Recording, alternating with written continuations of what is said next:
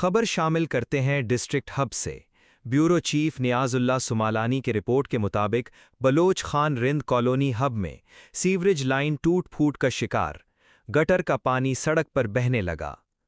تفصیلات کے مطابق ہب کے علاقے بلوچ خان رند کالونی نزد جامع مسجد اقصی کے مین روڈ پر سیوریج لائن خراب ہونے کے باعث گٹر کا پانی سڑک پر جمع ہو گیا ہے، جس سے شہریوں کو شدید مشکلات کا سامنا ہے۔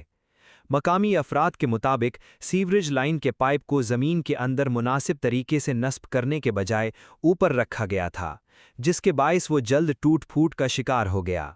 شہریوں کا کہنا ہے کہ متعلقہ ٹھیکیدار کو 2 مرتبہ نشاندہی بھی کی گئی، مگر 3 ماہ گزرنے کے باوجود مسئلہ جوں کا توں برقرار ہے۔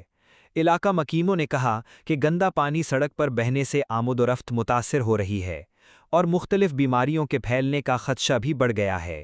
عوام نے ضلعی انتظامیہ، deputy commissioner Hub Juma Khan Mandokhel, assistant commissioner Hub Mahim Khan Gichki اور میونسپل کارپوریشن ہب کے چیف آفیسر نصیب اللہ ترین سے مطالبہ کیا ہے کہ فوری طور پر ٹھیکیدار کو پابند کیا جائے کہ سیوریج لائن کی اثر نو تعمیر یقینی بنائی جائے۔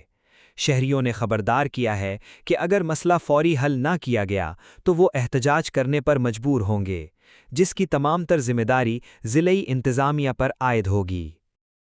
تازہ ترین خبروں اور تبصروں کے لیے voice of Makran YouTube channel, Facebook page, WhatsApp channel, TikTok اور انسٹاگرام کو فالو اور سبسکرائب کیجیے۔